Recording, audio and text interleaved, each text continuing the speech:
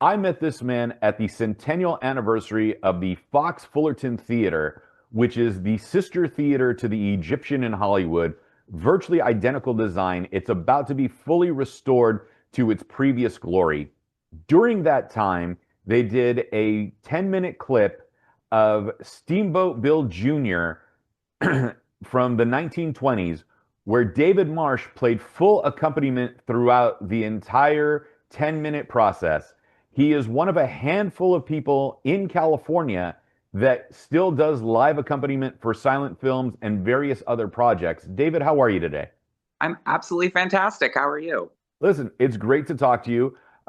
Brian Knowles of Maverick Theater posted something about Fox Theater celebrating its centennial. So I said it's 100, when are we going to celebrate another centennial for a theater like this?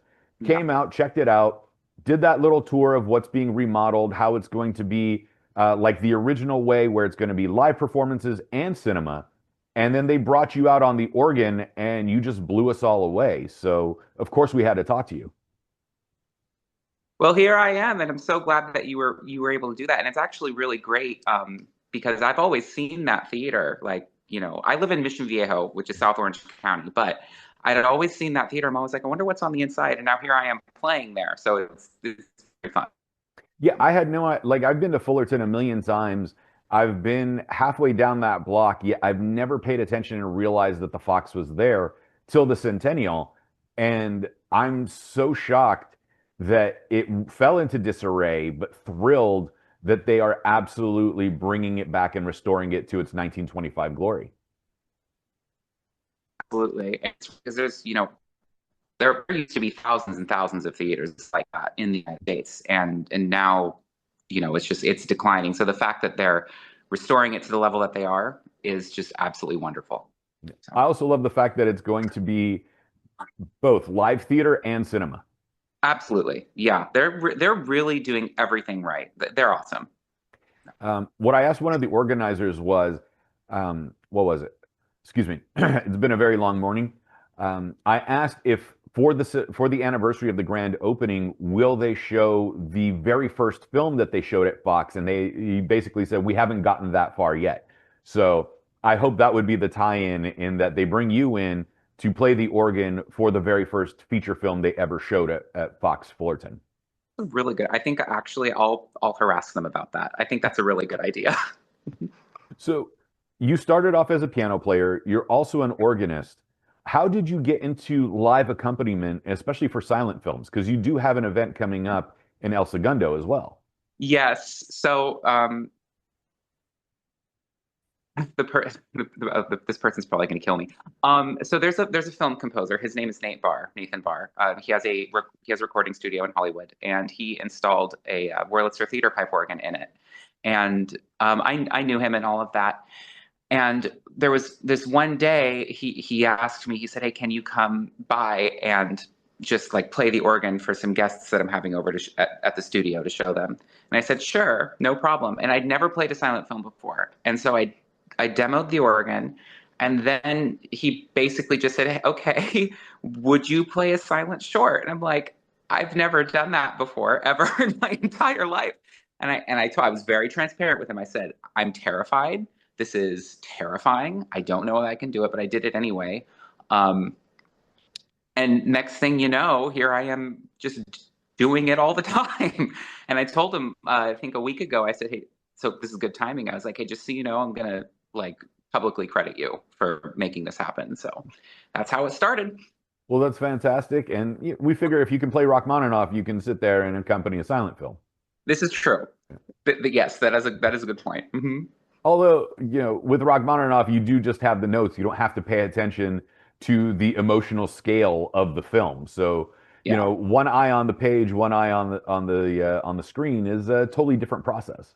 Yeah, and you actually really can't use sheet music. I mean, there are some films where you do use sheet music, like Metropolis is one. There's another organist on the East Coast who actually uses the original like full score. But I mean, typically you can't use sheet. You cannot look away from the screen.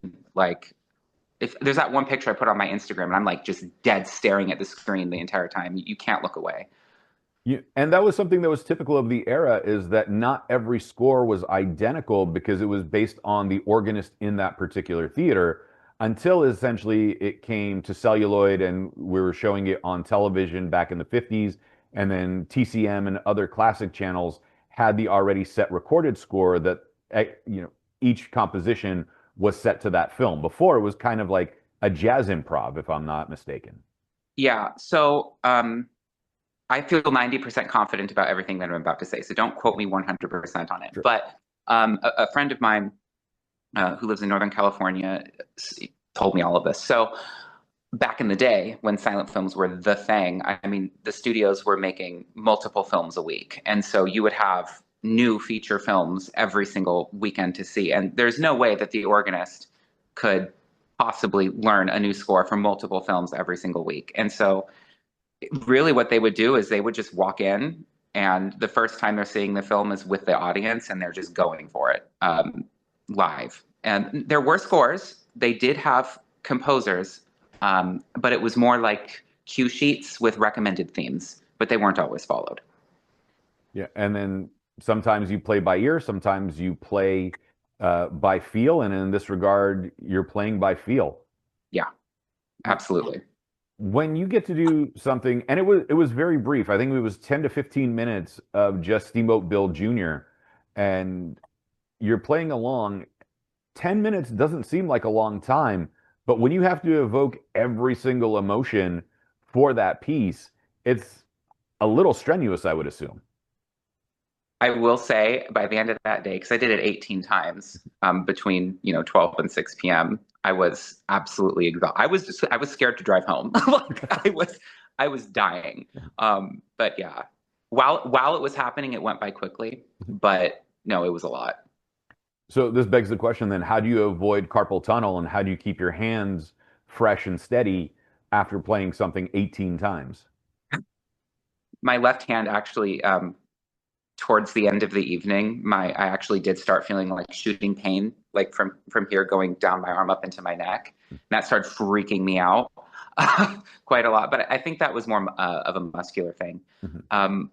If you have very good piano technique, like really, really good piano technique, you really don't have to worry about carpal tunnel too much. And I'm very serious with piano, so it should be okay. But that did kind of freak me out after like around 5:30 p.m. I'm like, okay, this is becoming a bit much. Right. Any particular finger or forearm stretches that you use? Anything of that sort? So this is controversial in the piano teaching community, and since I'm a piano teacher, I'm probably gonna like make people jump out and like try to attack me through the screen. There are two schools of thought: finger exercises and hand stretches, or don't do that. And I'm in the don't do that category. Um, Playing keys correctly isn't about strength; it's about gravity and having your hand fall onto the key. So I don't really do like warm ups or stretches. I like to just make the playing the warm up, if that makes sense. No, I totally understand. There are quite a few artists that follow your method, and then there are others that will do the warm-ups, and there are people that do the same thing with vocal exercises. Yeah, vocal exercise, absolutely. Yes, 100%. Like what I just said does not apply there. Yes, definitely warm up. You do not want to hear me sing if I'm not warmed up. Well, also I knew bodybuilders that did the same thing. They didn't do, stretching. They do a couple of warm-up sets and then just jump into the workout. So Yeah. it's interesting how athletics and arts really do have a major crossover, and no one really particularly pays attention to that. I looked it up and I did the research. I apparently burn 400 calories an hour playing the organ. Yeah. That's So intense. I don't need to go to the gym. There you go. Well, you're doing something right. Yeah, thank you. Thank you. So you got a couple of upcoming shows. There's the silent film at the Old Town Music Hall in El Segundo on June 8th, and then another one also in El Segundo on September 28th. Take us through what goes on at a silent film, and especially in El Segundo at the Old Town Music Hall, because that's also a classic venue.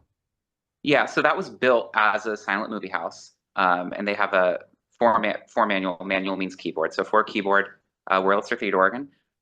So basically, you're asking like, what's the process and what happens? Yeah, like how did they bring you in for this, and then which movies are being shown, and how do they decide on the film for you? Yeah, um, so they show modern films as well. Like if you go to our website, you can see things that are being shown right now.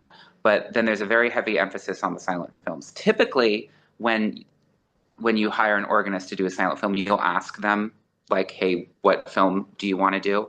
But with them and me, I kind of just say, "Hey, can you make the recommendations of what you'd like to see, and then I'll just do it." And they say yes. So we have show people coming up on June 8th. They picked that. I love it. And then something on September 28th. I don't remember what it is right now, which is fine because it's not even on my website what it is. We got time for that one anyway. Yeah. So yeah, no, we show the film. People come in, they buy popcorn, they buy drinks, non-alcoholic drinks, and we play the movie. I get my workout, and people have a good time. And for people that don't know about show people, this is one of the rare times where Charlie Chaplin isn't the tramp as he co-stars in this film. It's true. Yes, yes, he makes an appearance as himself in the film. Oh. So that's got to be exciting for people that have never seen Charlie Chaplin as Charlie Chaplin, especially in his youth. Yeah, absolutely. People, especially people who love silent films, will love this piece, especially because it's basically a movie about Hollywood and becoming a film star. So it will be really good. Well, I'm excited for you. I wish I could be there on the 8th. I'm already well, actually, I probably can be there on the evening because I have something in the afternoon. So I might be showing up to that one. Starts at 2:30. Oh, then I can't come at 2:30, unfortunately. But How dare you? I I'm know. deeply offended. I'm going to Well, write a letter to the editor in chief. That's what I'm going to do. well, I will take all complaints into consideration. Fabulous. So take us through the school. You're all not only are you a concert pianist and organist, but you also have excuse me, a music school, and it's the Marsh School of Music. How did the school come about for you? So and to all of my friends from the company that I'm about to say, I still love you all, and you all know my position. So I was in sales for a pretty long time, and it was getting difficult to come home from presentations that didn't sell. And I mean, you can see behind me, like there's musical instruments everywhere. It was getting really hard to not honor that side of me. And again, I love the company. Like they were great, and I'm still good friends with all of them. I'm going to my old boss's birthday trip up in San Luis Obispo in a couple weeks. So, but the morning of my last presentation, I didn't know that I'd be quitting, and I went to a presentation. It canceled at the door, and I sat in my car for like 40 minutes just staring out the window. And I was like, I can't do this anymore. I have to figure something else out. And so I called my friend, the one whose birthday trip I'm going to, and also my boss, and I was like, hey, I can't do this anymore. So I quit that, or resigned or whatever. And then over the course of the next 24 hours, I mean, I did not sleep. I was like, I have to figure something out because it was really lucrative. I was walking away from a really, really high paying job. And I was like, I have 24 hours. I need to figure this out. And so I sat at the table and I was like, okay, I'm going to make a website. I'm going to start networking. I'm going to call people. I'm going to set meetings. And 24 hours later, the Marsh School of Music was formed and I started teaching. Listen, when it's supposed to work, it's supposed to work. Yeah. I mean, it was a lot to figure out. I mean, I had taught before, so I had a little bit of a benefit of like ex-students I could reach out to, but it was formed, the Marsh School of Music was formed because I needed to honor who I was as a person. And again, I loved the people, I love the company, I still talk to them, they're great, nothing against them at all. But I just had to do something different, and I figured it out. Right. You needed something that edified your soul. Yeah, yeah. And here we are, a handful of years later, shall we say, Hmm. and you're thriving as one of the few people that can actually accompany live performances well, you're the live performance as part of a silent movie trend. Yes. Well, ideally, you don't even want to be noticed. So one of the greatest compliments that you can receive when you're accompanying a silent film is, I forgot that you were there. And they were just so engrossed by the film. I have received that compliment before, not all the time. But yeah, you are absolutely right. That's got to be reassuring that you're doing something that you love. And I hope you do have a love for silent films because that would be terrible if you're so great at something that is not something you appreciate or enjoy. Yeah, Yeah. that would be absolutely hilarious and wonderful for a sitcom. Yes. And it happens Hmm. quite a bit for people's lives. It's like, my God, I hate this thing so much, but I'm really good at it. Uh-huh. Yeah, no, don't worry. I do love silent films. Yeah, a lot more than I used to. Originally, I wasn't super interested in them, but now that I'm accompanying them, I really do like them a lot. Right. And then if you go back and see the special effects or what were considered state of the art 100 years ago, that leads us to where we are today. We have a visual history and progression of technology, and it's something that people really don't appreciate as much as they should. Those stunts are crazy. Like they're life-threatening. Like that they're not CGI. People are risking their lives in some cases to do Yeah. these stunts. It's amazing. Yeah. I mean, look at Keaton in Steamboat Bill Jr. and what he put on. Yeah. Hmm. So, You don't need a house like actually crashing on you. You need to be on your mark, and he was. So yeah. I can only imagine how many times they practiced that marking and just slowly lowering the house and then lifting it back up. Or he was just crazy and did it in one take, and it's like, all right, we set up the mark, we measured it, let's go. yeah, they probably practiced it at least once. I would certainly hope that would be good. Mhm. Well, the old timers, you never know. It's true. They could be like, you know what? There's an X on the ground. I'm going to stand there, and if you guys can't figure out your rigging, then that's on you and not me. Right. So, Yeah, I mean, Harold Lloyd did blow off three fingers in a stunt because it was supposed to be a dummy bomb, and they put a little too much gunpowder in it, and he lost half his hand or three-quarters of his hand. see, I do kind of like part of me is like, okay, I'd love to live in the 1920s, and then another part of me is like, well, I might die. So, I'd like to visit. Yeah, it would be one of those things I'd like to visit. yeah, visit for a moment. Hmm. Yeah. So as everything Yeah, progresses, you're a professional musician, you own a school, you're a teacher. I presume, do you also do your own composition as well? I do write music for others, and also for myself for fun. Um, and then I also I'm a keyboardist for hire. So if people need a pianist to go play with them while they sing or something, that's something else that I do as well. So, but yeah, I do write orchestral music. That's wonderful. Yeah. It's interesting to see this ebb and flow of it. Same with film. We'll have our giant blockbuster movies, and then that will diminish because people are tired because they focus heavily on special effects and not story, and now want story, and we go back to indie films and just this flow of it. And then we also see that with jazz, with orchestral music, big band, classical music, that people will be really into the classics and then fade back out and go more pop tech mainstream and EDM. Um, right now, we are kind of going back in that trajectory of classical music, of jazz, of orchestral music.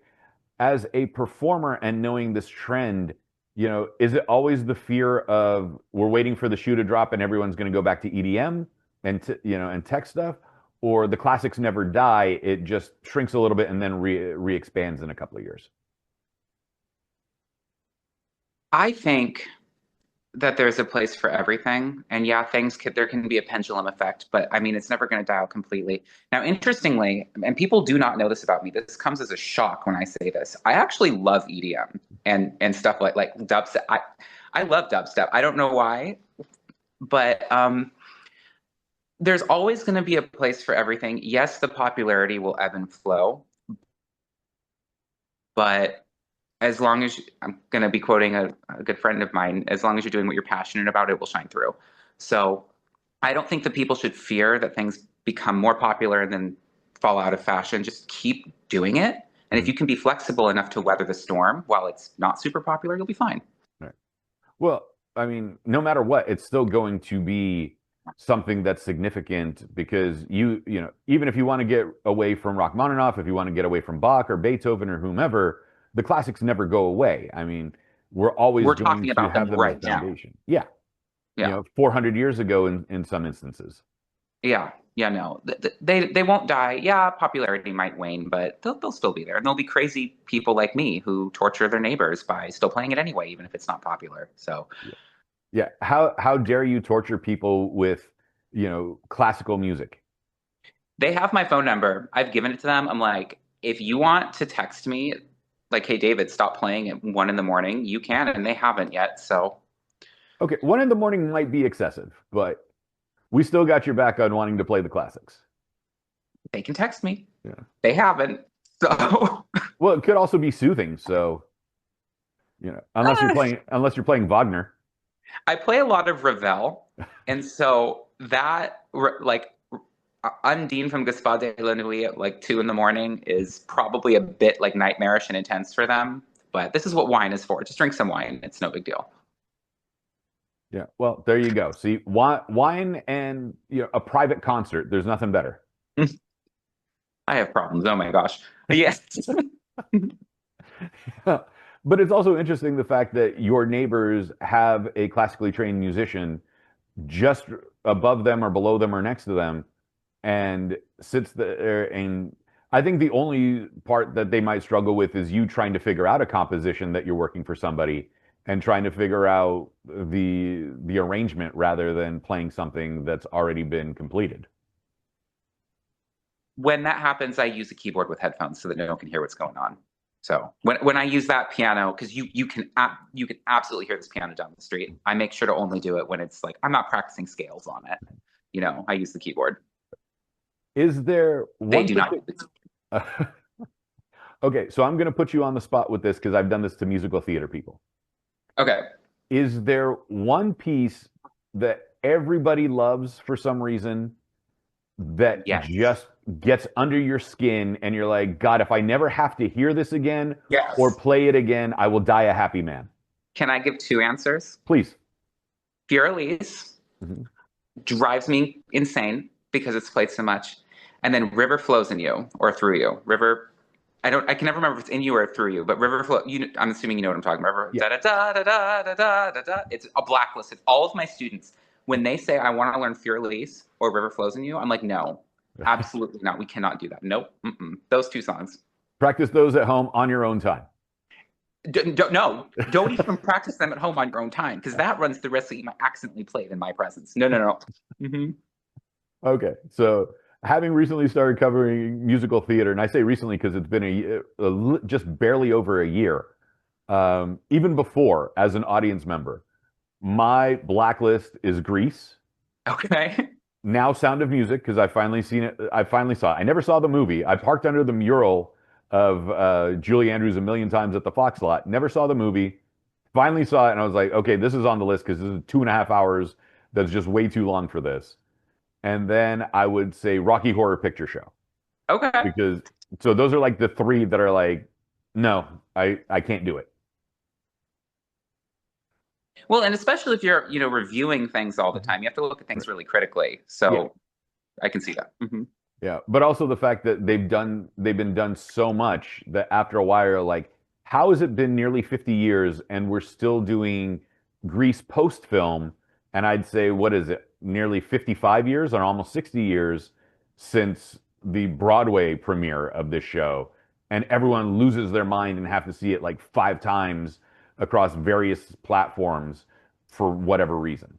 You should not be a silent film accompanist because you have to watch the film. Like I will, when I did Steamboat Bill Jr. in full at Balboa Park in San Diego, Mhm. it's an hour and a half long, the entire thing. I think I watched it like 25 or 26 times without sound by myself. So I understand where you're coming from, but at the same time, I want to be like, honey, hey, you need to look at these. So Well, luckily I have Steamboat Bill Jr. on DVD, so I'm okay with that. good. But yeah, there are just certain things like, someone make a theatrical version, live theater version of Grease 2, and then we'll come talk and check it out because You know I what? believe that movie is extremely hated. I have never seen Grease 2, only because everyone says what you just said. Everyone's like, don't see it. I'm like, okay, fine. Tell me not to see something, I won't see it. Whereas I wanted to see it because like if I hate the first one and you love the first one but you hate the second one, maybe I don't trust your opinion on that, so maybe I'll actually enjoy it. And no, they were actually right that it's not a good film. It's ridiculous, but it's it's still, that would still be an interesting Broadway version of a movie that people did not enjoy. Okay, fine. I'll go watch Grease too. No, It's all you will your hate me fault. for it. No, you will bash me for it because it's not a good movie. It's absolutely That's fine. ridiculous. That's fine. It will give me reason to make fun of you. It'll be no worries. Okay, Okay. good. Yeah, you're gonna sit there and you're like, you wasted 95 minutes of my life. I mean, it's better than me playing River Flows in You for 95 minutes. So, That's true. Yeah, that's mhm. very much true. So obviously you have a drum set behind you. You play multiple instruments, but you're primarily known for piano and organ. You tickle the ivories, as the old timers used to say. Is Mhm. there a secondary instrument that isn't key based that you're like, this is it for me? If I was going to be known for something else other than, you piano and organ, I want to be known for this. Not really. I mean, I do consider a DAW, like digital audio workstation, an instrument, and you can do that without a keyboard. So, like, if I broke my hands right now and could never play a keyboard instrument again, I would just transition fully into composition, probably. But like, I mean, I have a trumpet, but I don't really play it. So I think I would just go to composition more, like all in on that. I dig it, because we need more composers. This is true. Yes, especially crazy ones like me who annoy their neighbors with Ravel at 2 in the morning or whatever it was. Mhm. Maybe you should take a nap at some point. Fine, stop giving me good advice. I might listen to it. One of these days, have half a glass of wine, take a nap, come back, and finish off the composition that you were working on. Ugh, fine. You've broken through. Fine. Yeah. With your concert schedule, your school, your teaching, you've performed in New York, you've performed on the East Coast, and at various other well-known locations. You've done Christmas concerts, you've accompanied churches, all sorts of other places. Organ Festival, what was it? Yeah, the Summer Organ Festival in Balboa Park. That's got to be interesting in and of itself. Yeah. Um, you know, People typically use the arts as their escape from their everyday life. Your everyday life is the arts. What do you do to unwind from work? Lately, um, connecting with people more. And the people I'm connecting with are professional musicians, but we don't really talk about music. But if I'm not doing that, I just like going in the backyard and just sitting there and drinking tea. And like I'll leave my phone inside and all of that. And I'll just sit there and listen to the wind or look at the squirrels, whatever's going on like that. Just completely, I don't want to say meditating, but it would look like that. I dig it because a lot of people are like, "Oh, I had a rough day. I'm going to go turn on the radio or Spotify or whatever, depending on your age group." And then you essentially being the radio, you have to turn it off at some point. Yeah, music is great, obviously, and there's a reason why people do it, but it can be exhausting. And so you can only take so much of something before you're like, okay, I need to look at the squirrels, stare at the birds, drink some tea. Um, you're absolutely right. That's what I do. And stare at the neighbors and wonder if they hate me or not. I do that as well for fun. I had a friend that went to the Berkeley Conservatory, and everything in his life was so music orientated that a sound would trigger something that he would write as a piece of composition. Are you constantly hearing things that will lead to, hey, this would be a great pop song, with a drip of the faucet, or, this bird chirping will make, a foundation for a great love song, or, I'm going to write the next Roger and Hammerstein musical theater piece or whatever. Like, are those surrounding natural sounds uh, influencing your work as well, or do they trigger something in you? Because a lot of people always hear music as composers. So that used to be a thing that happened a lot. It's calmed down. I don't know why it's calmed down. Like I didn't try to make that happen. And at the same time, I am not a full-time composer, so that being a composer is not my job. So I'm not always in that mindset. But a slightly different answer to the question of do I always hear music in my head? The answer is yes. It never stops. Very rarely. Um, I'll never really like hear a bird and be like, oh, that needs to be something. But sometimes I'll think, oh, I'll actively notice that music is around me rather than trying to incorporate it into something that I'm doing. I'll be like, okay, that's very musical. That wind was rhythmic or something like that. Um, I hope that answers your question. No, it makes sense because you're going to pick up the rhythm and the music and the sound and everything all the time because it's not like the average person is like, oh, that sounds great, and then goes about their daily life. It is a part of your daily life. Yeah, that's absolutely correct. It's always in my head. I also have synesthesia uh, in the form of audio being visible in my visual spectrum. So sometimes since that's constantly happening, that makes me want to break from it. So I'm not necessarily super prone to think, okay, that should be music as much as I used to. It's calmed down and I don't know why. It might be because I've become busier.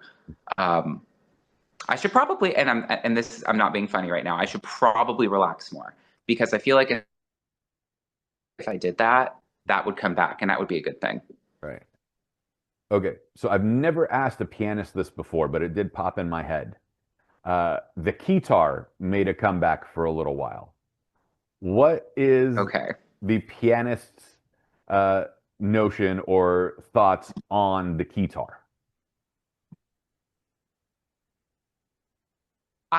Okay. I'm probably not the best person to ask. I believe that all instruments are valid. You know, if you want to play the kazoo, Mm-hmm. play the kazoo. You know, I live for that. Um, I think that it's fine. I don't have any issue with it. Okay. If people are making music, I'm happy. Right. No, just because, I mean, when it came out in the 80s, it was because the pianist and the organist were so tired of being in the background after writing all the songs that they wanted to be center stage next to the guitarist, so the guitar was invented. But I don't know how it's looked at musically by people that actually play the piano and the organ. Yeah, I don't think I think that when people who actually play the piano or the organ, and I'm assuming you're talking at like a professional level, that's what you're talking Right. about. Yeah, okay. I think that once someone gets to that level, like where they can say the words, I am a professional pianist, they tend to be more open about it. I think the people who would have issues with it would be people who are getting there. But once you get there, it's kind of like, okay, you know, if you're making music, that I'm happy. You know, let's make music together. Let's have a great time. Stare at the neighbors. Wonder if they hate you or not. You know, it's all good. And I don't actually know much about the keytar. I know that it exists. Mhm. I'll look into this more for you and text you randomly at 3 in the morning and tell you what's going on. And I will answer you when I wake up because I turn my phone off when I go to bed. Perfect. So, so, David, before I let you go, we do have the silent film at Old Town Music Hall in El Segundo on June 8th. Where else can we find you on social media? And is there another performance following that isn't officially on your website that you can announce that we can catch you in person? Sure. So, as far as social media is concerned, I am on Facebook. You can find me by searching Real David Marsh. I'm also recently on Instagram. I've only recently started trying to get that going. So I have a very small presence there, but Real David Marsh. I'm on YouTube, Real David Marsh. Um, After June 8th, so there is a silent film that is going to be happening at the Balboa Theater in San Diego. Um, I don't know if I'm supposed to say that yet or not. Well, if I get in trouble, there you go. It's going to be on October. I believe we'll have to fact check this later, but I believe it's like October 28th, 7 p.m. It's Nosferatu. Mhm. There's that. And then, of course, the September 28th thing at Old Town again. And there are a couple other things that are not silent films that are just concerts that are coming up. And if people want to follow that information on my Instagram, right in my bio, there's a link to view everything that's coming up. Awesome. David Marsh, Which I think you've seen because you've mentioned my website. listen, I've been to your website, I've been to your Instagram. We became fast friends at Fox Fullerton. So I look forward to seeing you perform in person. And we got to grab a coffee soon since we only live like 15, 20 minutes away from each other.